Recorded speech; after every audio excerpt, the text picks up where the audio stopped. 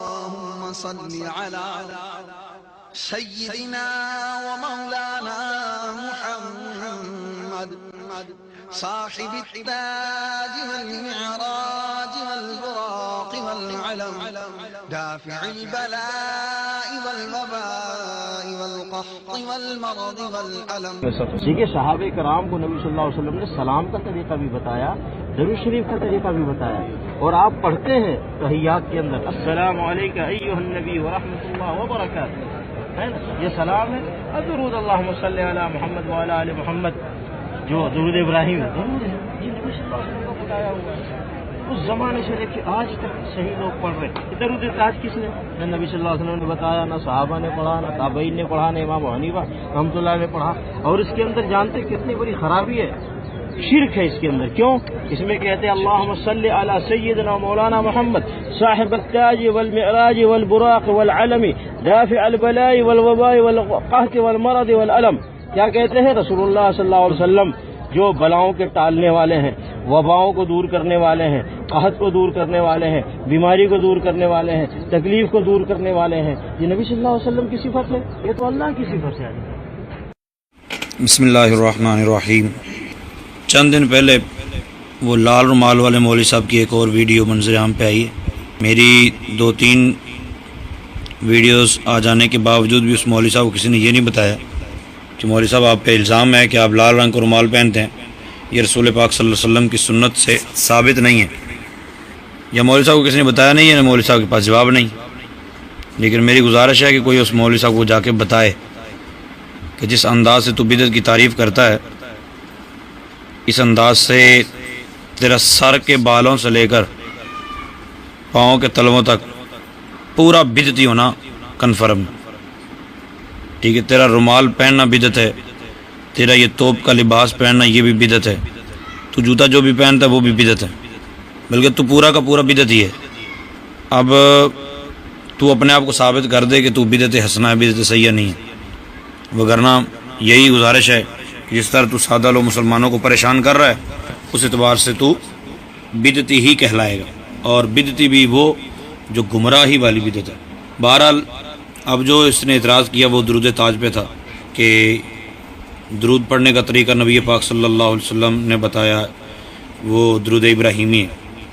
اس مولوی سے پوچھو کہ درود ابراہیمی کو درود ابراہیمی کس نے کہا؟ نبی پاک صلی اللہ علیہ وسلم نے؟ کسی صحابی نے؟ تابعی نے؟ تبع تابعی؟ کس نے اس کا نام درود ابراہیمی رکھا؟ کہ یا اس کے گھر کی ایجاد کی ہوئی بدعت ہے؟ یہ اس کو یہ بدعت نظر نہیں آئی کہ یہ بھی بدعت ہے؟ میں جب بات کرتا ہوں تو لوگ کہتے ہیں جی آپ بھی تو زیادتی کر رہے ہیں، آپ بھی تو غصے سے بول رہے ہیں. ایک جاہل آدمی نبی پاک صلی اللہ علیہ وسلم کے در دولت پہ آنے والوں کو طرح طرح کے الزام دے، مشرک کہے، کافر کہے، کفر بتائے، اور خود اس بیچارے کو اتنا بھی علم نہ ہو کہ میں جو بول رہا ہوں وہ ڈائریکٹ میرے اوپر بھی آ رہا ہے، تو کیا کہہ سکتے ہو اس حوالے سے؟ خیر، نبی پاک صلی اللہ علیہ وآلہ وسلم نے جو درود پاک پڑھنے کا طریقہ بتایا وہ درود ابراہیمی نام رکھنا یہ بدعت ہے. اب وہ بولے گا تم بھی تو اس کو درود ابراہیمی کہتے ہو، تو ہم کہتے ہیں تو ہم تو اور بھی بہت کچھ کرتے ہیں، تو تم ہماری اتباع کرو گے یا سرکار کی؟ تو اس کو درود ابراہیمی مت کہو، کوئی اور درود کا نام لو اس کا. اور دوسرا مولوی صاحب یہ بتائیں کہ درود ابراہیمی کون سا ہے جو نماز میں پڑھا جاتا ہے؟ کیا درود ابراہیمی ایک ہی طرح کا ہے؟ اگر مولوی صاحب کہتے ہیں درود ابراہیمی ایک طرح کا ہے تو مولوی صاحب کذاب ہیں، کیونکہ بخاری شریف کے اندر مختلف قسم کے درود ابراہیمی موجود ہیں، صحیح مسلم کے اندر مختلف قسم کے درود ابراہیمی موجود ہیں. تو پھر مولوی صاحب کا یہ کہنا کہ درود ابراہیمی پڑھو، اس نے بتایا کہ کون کون سا درود ابراہیمی. خیر، یہ حوالہ جات ساتھ میں چلتے رہیں گے. جو اس نے دافع البلاء والوباء والقحط والمرض والألم اس پہ اعتراض کیا کہ یہ شرک ہے، تو اس حوالے سے سیدی اعلیٰ حضرت فاضل بریلوی رحمۃ اللہ تعالیٰ علیہ کی باقاعدہ ایک پوری تصنیف موجود ہے. درود تاج پہ جو اعتراضات ہوئے تھے ان اعتراضات کا جواب دیتے ہوئے سیدی اعلیٰ حضرت فاضل بریلوی رحمۃ اللہ تعالیٰ علیہ نے تقریباً 60 آیات اور 300 احادیث کم و بیش سے نبی پاک صلی اللہ علیہ وسلم کا دافع البلاء والوباء والقحط والمرض والألم ہونا ثابت کیا، بلکہ ثابت تو رسول پاک صلی اللہ علیہ وسلم کے لیے پہلے سے ہی تھا، ظاہر فرمایا. اب مولوی صاحب کو چاہیے کہ وہ ایک مرتبہ یہ کتاب پڑھ لیں تعصب کی پٹی اتار کر، لیکن اگر ایسا قسمت میں نہ ہو تو میں چند آیتیں پیش کر دیتا ہوں۔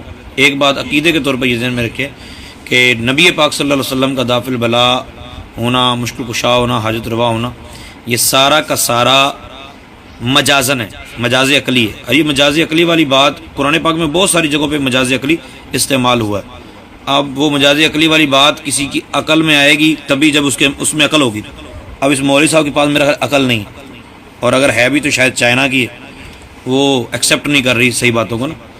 تو مجاز عقلی آپ غور کریں، زمین میں سے پھل اگانے والا اللہ ہے، ٹھیک ہے، زمین نہیں پھل اگاتی، زمین میں سے پھل اگانے والا اللہ ہے، لیکن موسیٰ علیہ السلام کی قوم کا ذکر کرتے ہوئے اللہ تعالیٰ نے خود فرمایا مما تنبت الارض من بقلها وقثائها وفومها، تو تنبت الارض یعنی انبات کی نسبت زمین کی طرف کی، تو یہ اسناد مجازی ہے، ٹھیک ہے۔ اسی طرح روح قبض کرنے والا، موت دینے والا اللہ ہے، زندگی دینے والا اللہ ہے، لیکن اللہ تعالیٰ نے ارشاد فرمایا کہ جس نے کسی ایک کی جان بچائی گویا اس نے پوری انسانیت کی جان بچائی۔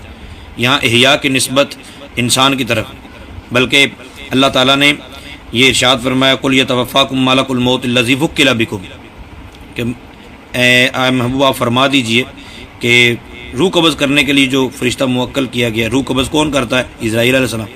اب اللہ تعالیٰ کی طرف اس کا اسناد ہو روح قبض کرنے کا تو وہ اسناد حقیقی ہے، اور جبریل امین حضرت اسرائیل علیہ السلام کی طرف ہو تو وہ اسناد مجازی ہے۔ لیکن کم پڑھے کو، اب میں جاہل کہوں گا تو کچھ کو طبیعت جو ہے نا ان کی ناساز ہو جائے گی، جاہل نہیں کہتا، لیکن کم پڑھے کو روپے جب آ رہے ہوں، ریال داخل ہو رہے ہوں اندر، تو اس وقت کچھ سمجھ نہیں آتی کہ قرآن پاک میں کیا کیا موجود ہے۔ بیٹا دینے والا اللہ ہے، روزی دینے والا اللہ ہے، لیکن اللہ تعالیٰ نے ارشاد فرمایا کہ حضرت جبریل امین علیہ الصلوۃ والسلام جب حضرت مریم کے پاس گئے، سورہ مریم کے اندر موجود ہے آیت نمبر 19 میں کہ جبریل نے کہا لی آہب اللہ کی غلام زکیہ، مریم میں تجھے پاک بیٹا دینے آیا۔ تو اس مولوی صاحب لال رومال والی مرغی سے پوچھے کہ کیا نبی پاک صلی اللہ علیہ وآلہ وسلم پر یا آپ کے ماننے والوں پر شرک کے اس طرح کے فتوے لگانا معاذ اللہ ثم معاذ اللہ، کیونکہ سرکار نے تو یہ باتیں ساری خود بتائی ہیں نا، قرآن پاک میں آیا سارا کچھ، میں عرض کرتا ہوں ابھی۔ لیکن جب جبریل نے یہ کہا کہ میں پاک بیٹا دے رہے ہیں، تو بیٹا دینے کی نسبت جب اپنی طرف کی تو کیا جبریل مشرک ہوئے؟ اب اگر کوئی ہم سے پوچھے گا تو ہم بتائیں گے کہ یہ اسناد مجازی ہے۔ اسی طرح رسول پاک صلی اللہ علیہ وسلم کا دافع البلاء والوباء والقحط والمرض والعلم، یہ ہونا، مشکل کشا ہونا، حاجت روا ہونا، یہ حقیقت میں اللہ تعالیٰ کی صفات ہیں، لیکن مجازن ان کی نسبت رسول پاک صلی اللہ علیہ وسلم کی طرف کی جاتی ہے۔ اس حوالے سے سیدی اعلیٰ حضرت فاضل بریلوی رحمۃ اللہ تعالیٰ نے جو آیات پیش کی ان میں سے ایک تو یہ ہے نا، سورہ انفال کے اندر اللہ تعالیٰ فرماتا ہے وما کان اللہ لیعذبہم وانت فیہم، محبوب اللہ تعالیٰ کی یہ شان نہیں ہے کہ وہ ان کو عذاب دے اس حال میں کہ آپ ان میں موجود ہو، تو مطلب رسول پاک صلی اللہ علیہ وسلم کی موجودگی عذاب کے دفع کرنے میں مؤثر ثابت ہوئی۔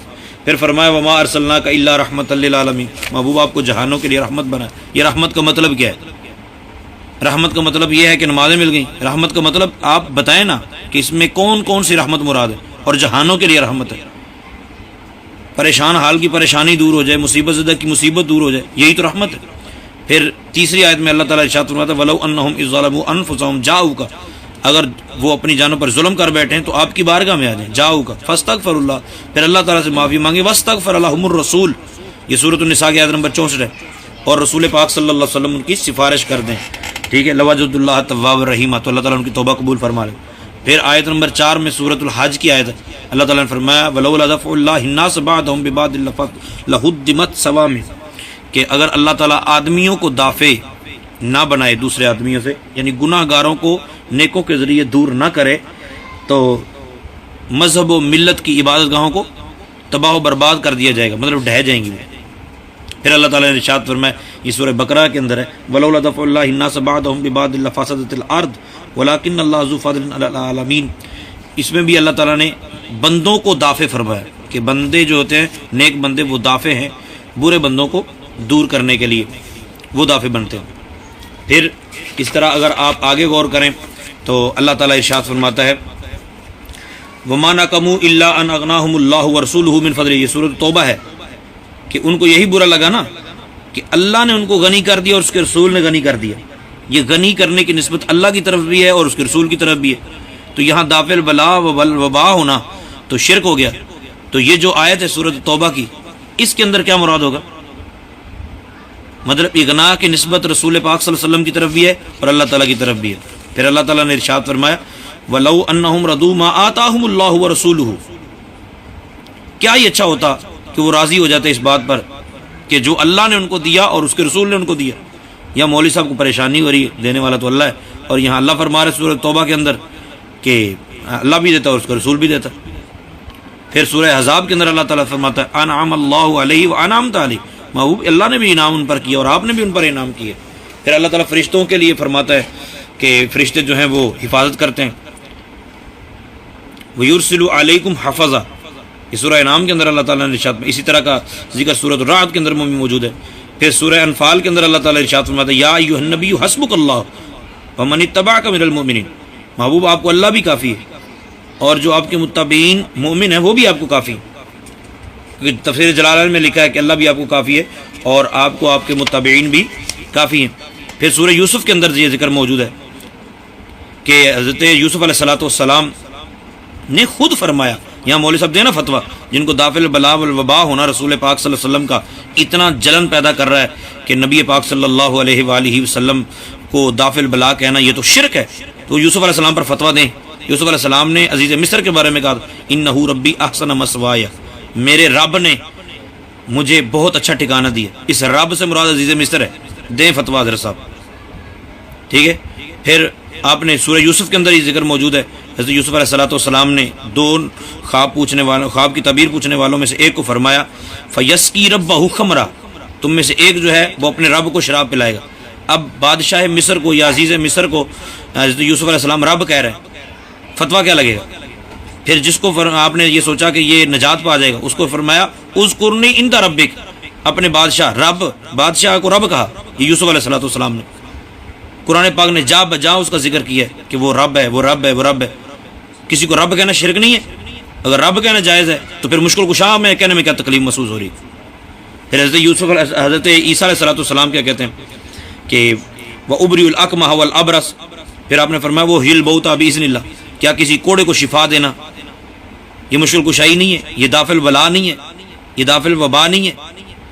یعنی حضرت عیسیٰ علیہ السلام تو ہو جائیں اور نبی پاک صلی اللہ علیہ وسلم نہ ہو، نبی پاک صلی اللہ علیہ وسلم کے لیے پریشانی شروع ہو جائے. یہ سورۃ المائدہ کے اندر بھی موجود ہے اور پھر سورہ آل عمران کے اندر بھی موجود ہے کہ حضرت عیسیٰ علیہ السلام نے فرمایا انی اخلق لکم من الطین کہیئۃ الطیر، میں تمہارے لیے میں بناتا ہوں، میں خالق ہوں. اخلق، میں تخلیق کرتا ہوں، میں خالق ہوں. بس فرق یہ ہے کہ اللہ اپنی مرضی سے کرتا ہے اور میں اللہ کی مرضی سے کرتا ہوں. میں اللہ کی مرضی کا محتاج ہوں. پھر میں پھونکتا ہوں میں اس میں روح پھونکتا ہوں، پھونک مارتا ہوں اور وہ پرندہ اللہ کے حکم سے پرندہ بن کے اڑ جاتا ہے. وَأُبْرِئُ الْأَكْمَحَ وَالْأَبْرَصَ وَأُحْيِي الْمَوْتَى بِإِذْنِ اللَّهِ، یہ ساری باتیں موجود ہیں. پھر سورہ اعراف کے اندر یہ موجود ہے کہ نبی پاک صلی اللہ علیہ وسلم کس لیے تشریف لائے ہیں دنیا میں، آپ کے آنے کی وجہ کیا ہے؟ وَيَضَعُ عَنْهُمْ إِصْرَهُمْ وَالْأَغْلَالَ، کہ محبوب پاک علیہ السلام کی شان تو یہ ہے کہ وہ پاک چیزوں کو حلال کر دیں گے، بری چیزوں کو حرام کر دیں گے، اور جو ان کا وزن ہوگا وہ اتار پھینکیں گے، پریشانیاں دور کر دیں گے، جو زنجیریں وہ اتار پھینکیں گے. پتہ نہیں وہ کون سی وبا ہے جو ان سے رسول پاک صلی اللہ علیہ وسلم کے صدقے دور نہیں ہو رہی. بہرحال اللہ تعالیٰ حیا نصیب فرمائے اور اللہ تعالیٰ عقل سلیم عطا فرمائے. تو اللہ اس کو ہدایت ہے اس مولوی صاحب کو کہ نبی پاک صلی اللہ علیہ وسلم تو روحانی اور جسمانی بیماریاں دور کرنے کے لیے تشریف لائیں. بے شمار اس طرح کی آیات الامن والاولا کے اندر موجود ہیں، تو آپ مطالعہ کیجئے، انشاءاللہ عز و جل ایمان تازہ ہو جائے گا.